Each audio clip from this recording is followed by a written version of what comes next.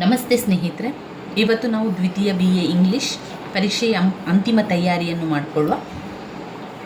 ಈಗಾಗಲೇ Polonius advice to his son ಸಮ್ಮರಿಯನ್ನು ತಿಳ್ಕೊಂಡೆವು, ಟು ಸೆಲಿಯ ಸಮ್ಮರಿಯನ್ನು ತಿಳ್ಕೊಂಡೆವು, ಬೆಲಿಂಡಾ ಡ್ರೆಸ್ಸಿಂಗ್ ಟೇಬಲ್ ಸಮ್ಮರಿಯನ್ನು ತಿಳ್ಕೊಂಡಿದ್ದೇವೆ. ಇವತ್ತು ಲಂಡನ್ ಸಮ್ಮರಿಯನ್ನು ತಿಳ್ಕೊಳ್ಳುವ. ಪುಟ ಸಂಖ್ಯೆ 22ರಲ್ಲಿದೆ ನೋಡಿ.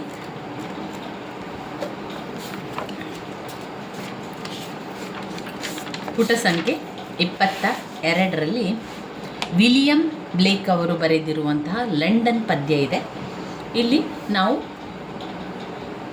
ಸಮ್ಮರಿಯನ್ನು ಸರಿಯಾಗಿ ಕಲ್ತ್ಕೊಳ್ಬೇಕು. ನಾನು ಪ್ರತಿ ಬಾರಿ ನಿಮಗೆ ಹೇಳುವಂಥದ್ದು, ಇಂಗ್ಲೀಷ್ ಕಷ್ಟ ಆಗುವವರು ಆ ಸಮ್ಮರಿಯನ್ನು ಸರಿಯಾಗಿ ಕಲಿತ್ರೆ ಆ ಸಮ್ಮರಿಯನ್ನೇ ಉತ್ತರವಾಗಿ ಬರೆಯುವಂಥದ್ದು. ಇಂಗ್ಲೀಷ್ ಸರಿಯಾಗಿ ಬರುವಂಥವರು ಅದನ್ನು ಅರ್ಥ ಮಾಡ್ಕೊಳ್ಳಿ, ಆ ಪ್ರಶ್ನೆಯನ್ನು ನೋಡ್ಕೊಳ್ಳಿ, ಆ ಪ್ರಶ್ನೆಗೆ ಉತ್ತರವನ್ನು ಬರಿತಾ ಹೋಗುವಂಥದ್ದು.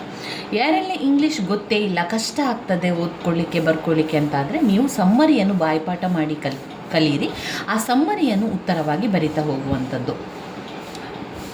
ನಾನು ಕೂಡ ಅದೇ ರೀತಿ ಮಾಡ್ತಾ ಇದ್ದೆ, ಯಾಕಂದರೆ ನನಗೂ ಕೂಡ ಇಂಗ್ಲೀಷ್ ತುಂಬಾ ಕಷ್ಟದ ವಿಷಯ ಆಗಿತ್ತು. ಅದ ಕಾರಣ ನಾನೇನು ಮಾಡ್ತಾ ಇದ್ದೆ ಅಂದರೆ ಏಳೂ ಪದ್ಯದ ಸಮ್ಮರಿಯನ್ನು ಸರಿಯಾಗಿ ಕಲ್ತಿದ್ದೇನೆ.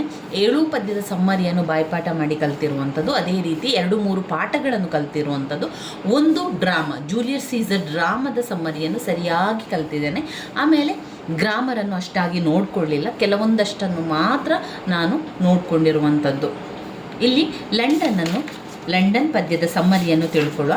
ನಾನು ಇಲ್ಲಿ ನಿಮಗೆ ತಿಳಿಸಿಕೊಡುವಂಥದ್ದು ನಾನು ಎಷ್ಟು ಕಲ್ತಿದ್ದೇನೆ ಅಥವಾ ನಾನು ಕಲಿತ ರೀತಿಯಲ್ಲಿ ನಿಮಗೆ ನಾನು ಹೇಳ್ಕೊಡುವಂಥದ್ದು.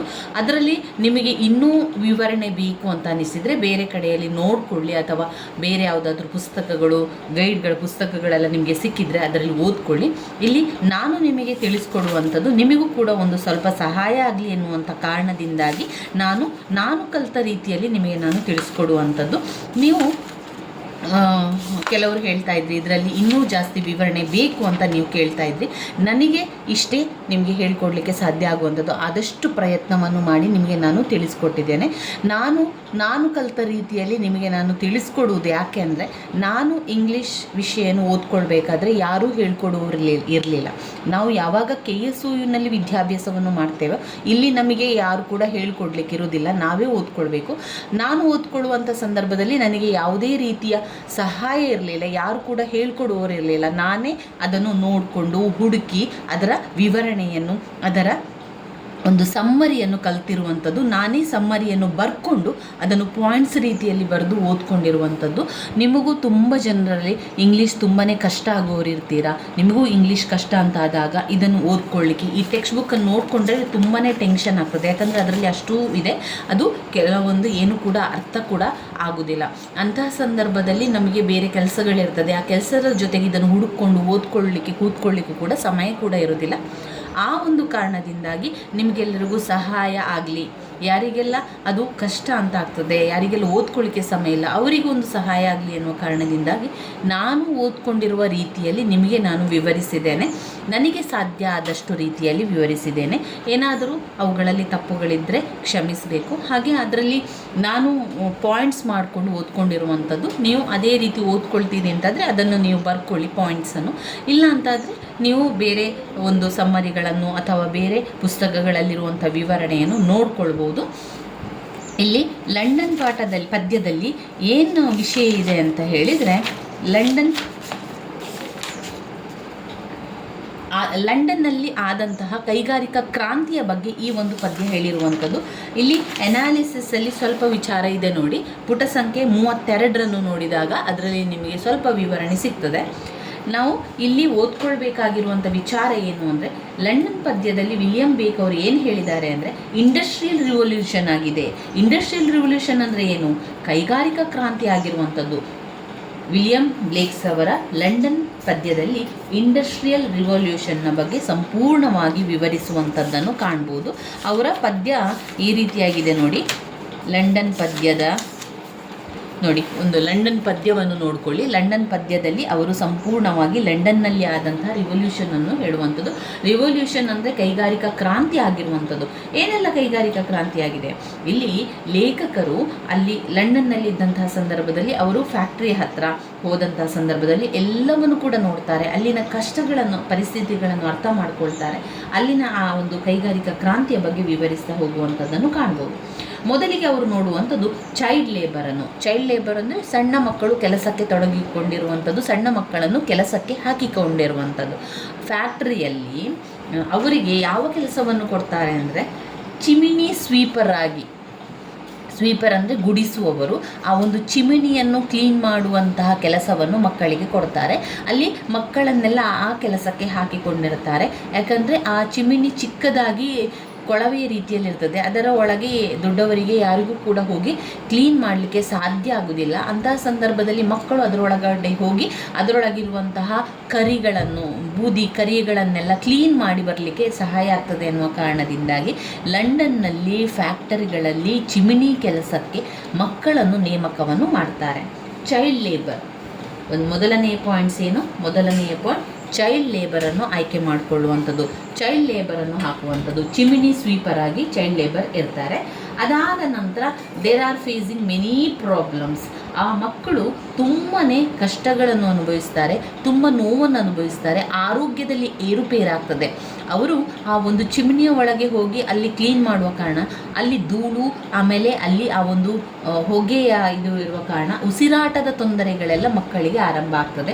ಆ ಒಂದು ಸ್ಮೋಕ್ ಇರ್ತದೆ, ಅಲ್ಲಿ ಒಂದು ಹೊಗೆ ಇರುವ ಕಾರಣ ಮಕ್ಕಳಿಗೆ ಅಲರ್ಜಿಗಳಾಗ್ತದೆ, ಬ್ರೀದಿಂಗ್ ಪ್ರಾಬ್ಲಮ್ ಉಂಟಾಗ್ತದೆ, ಆಮೇಲೆ ಲಂಗ್ಸಿಗೆ ತೊಂದರೆ ಉಂಟಾಗ್ತದೆ, ಶ್ವಾಸಕೋಶಕ್ಕೆ ತೊಂದರೆ ಉಂಟಾಗುವಂಥದ್ದು, ಉಸಿರಾಟಕ್ಕೆ ತೊಂದರೆ ಆಗುವಂಥದ್ದು, ಅವರ ಹಾರ್ಟಿಗೆ ತೊಂದರೆ ಆಗುವಂಥದ್ದು, ಒಟ್ಟಿನಲ್ಲಿ ಮಕ್ಕಳ ಆರೋಗ್ಯದಲ್ಲಿ ಏರುಪೇರ ಉಂಟಾಗುವಂಥದ್ದನ್ನು ನಾವಿಲ್ಲಿ ಕಾಣಬಹುದಾಗಿದೆ. ಮಕ್ಕಳು ಆ ಒಂದು ಕಾರಣದಿಂದಾಗಿ ಅಲ್ಲಿ ನರಳ್ತಾ ಇರುವಂಥದ್ದನ್ನು ಲೇಖಕರು ಗಮನಿಸಿದ್ದಾರೆ. ಇನ್ನು ಲೇಖಕರು ಗಮನಿಸಿರುವಂಥ ವಿಚಾರ ಅಂತ ಹೇಳಿದರೆ ಸೋಲ್ಜರ್, ಅಲ್ಲಿನ ಅನ್ಹ್ಯಾಪಿ ಸೋಲ್ಜರ್ನ ಬಗ್ಗೆ ಲೇಖಕರು ಹೇಳ್ತಾರೆ. ಅನ್ಹ್ಯಾಪಿ ಸೋಲ್ಜರ್ಸ್ ಯಾವ ರೀತಿ ಇರ್ತಾರೆ ಅಂದರೆ ಅವರಿಗೆ ಯಾವುದೇ ರೀತಿಯ ಫೆಸಿಲಿಟಿ ಕೊಡ್ತಾ ಇಲ್ಲ.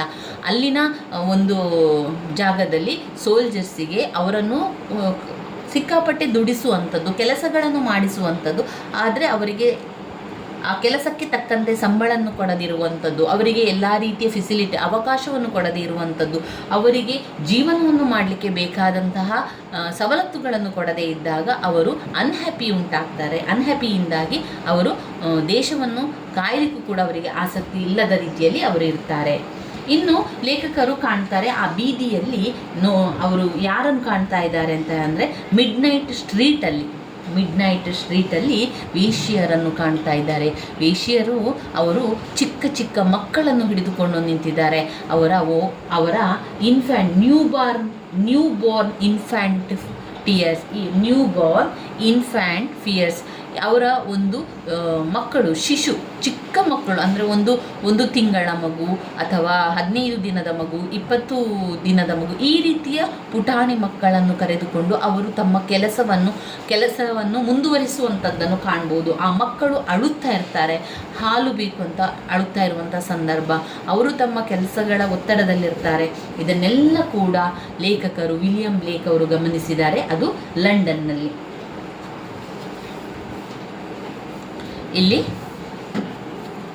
ನಾನು ಬರೆದಿರುವಂಥ ಸಮ್ಮರಿ ಈ ರೀತಿಯಾಗಿದೆ. ಇದು ನನಗೆ ಸಹಾಯ ಆಗಲಿ ಎನ್ನುವ ಕಾರಣದಿಂದಾಗಿ ನಾನು ಈ ಪಾಯಿಂಟ್ಸನ್ನು ಮಾಡಿ ಇಟ್ಕೊಂಡಿರುವಂಥದ್ದು ಮತ್ತು ಈ ಪಾಯಿಂಟ್ಸನ್ನೇ ನಾನು ಪರೀಕ್ಷೆಯಲ್ಲಿ ಬರೆದಿರುವಂಥದ್ದು. ಹಾಗೆ ಇಷ್ಟು 8 ಪಾಯಿಂಟ್ಸನ್ನು ಒಮ್ಮೆ ಬರೆದು ಆ 8 ಪಾಯಿಂಟ್ಸ್ ಒಂದೊಂದೇ ಪಾಯಿಂಟ್ಸನ್ನು ನನಗೆ ಗೊತ್ತಾದ ರೀತಿಯಲ್ಲಿ, ನನಗೆ ವಿವರಿಸುವಂತಹ ರೀತಿಯಲ್ಲಿ ನಾನು ಯಾವ ರೀತಿ ಎಕ್ಸ್ಪ್ಲೇನ್ ಮಾಡ್ಬೋದು ಆ ರೀತಿಯಲ್ಲಿ ವಿವರಿಸ್ತಾ ಹೋಗಿರುವಂಥದ್ದು. ಸ್ನೇಹಿತರೆ, ನಿಮಗೆ ಇದು ಓಕೆ ಅಂತಾದರೆ ಈ ಪಾಯಿಂಟ್ಸನ್ನು ನೋಡಿಕೊಳ್ಳಿ. ಮೊದಲಿಗೆ ಕಾಣುವಂಥದ್ದು ಇಂಡಸ್ಟ್ರಿಯಲ್ ರಿವಲ್ಯೂಷನ್ ಆಗಿರ್ತದೆ, ಕೈಗಾರಿಕಾ ಕ್ರಾಂತಿ ಆಗುವಂಥದ್ದು ಲಂಡನ್ನಲ್ಲಿ. ಅದಾದ ಮೇಲೆ ಅಲ್ಲಿ ಅವರು ಲೇಖಕರು ನೋಡುವಂಥದ್ದು ಚೈಲ್ಡ್ ಲೇಬರ್, ಮಕ್ಕಳನ್ನು ಕೆಲಸಕ್ಕೆ ಇಟ್ಕೊಂಡಿರುವಂಥದ್ದು, ಚಿಮಿನಿ ಸ್ವೀಪರ್ ಆಗಿ ಕೆಲಸಕ್ಕೆ ಇಟ್ಕೊಳ್ಳಿರುವಂಥದ್ದು. ಅವರು ಯಾವ ರೀತಿಯ ತೊಂದರೆಗಳೆಲ್ಲ ಇದ್ದಾರೆ. ಒಂದು, ಫೇಸಿಂಗ್ ಮೆನಿ ಪ್ರಾಬ್ಲಮ್ಸ್, ಅವರು ತುಂಬಾ ಪ್ರಾಬ್ಲಮ್ಸನ್ನು ಅನುಭವಿಸ್ತಾ ಇದ್ದಾರೆ.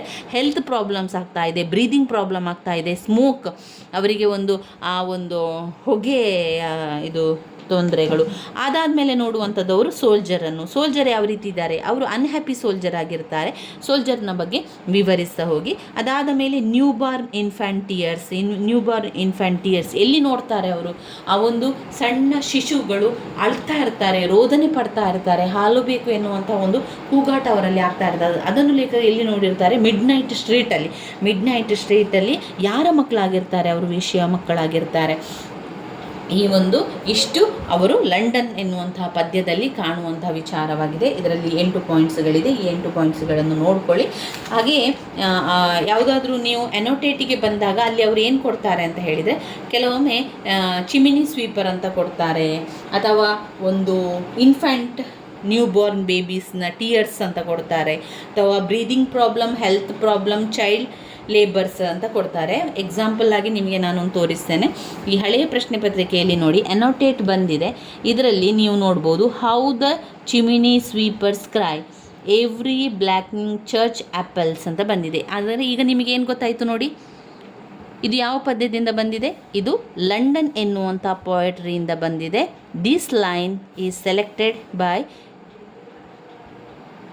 ಪೊಯಟ್ರಿ. ಯಾವ poetry, London poetry written by, ಯಾರು ಬರೆದಿದ್ದಾರೆ, ಎನೋಟೇಟ್ ಬರೆಯುವಾಗ ಲೇಖಕರ ಹೆಸರು, ಪದ್ಯದ ಹೆಸರನ್ನು ಬರೀಲೇಬೇಕು ನಮಗೆ ಒಳ್ಳೆಯ ಅಂಕಗಳು ಸಿಗಲಿಕ್ಕೆ. ಒಂದು ವೇಳೆ ಲೇಖಕರ ಹೆಸರು ನೆನಪಿಲ್ಲ ಅಂತಾದರೆ ಬರೀಬೇಡಿ, ತಪ್ಪಾಗಿ ಬರೀಬೇಡಿ, ಗೊತ್ತಿದ್ರೆ ಮಾತ್ರ ಬರೀರಿ.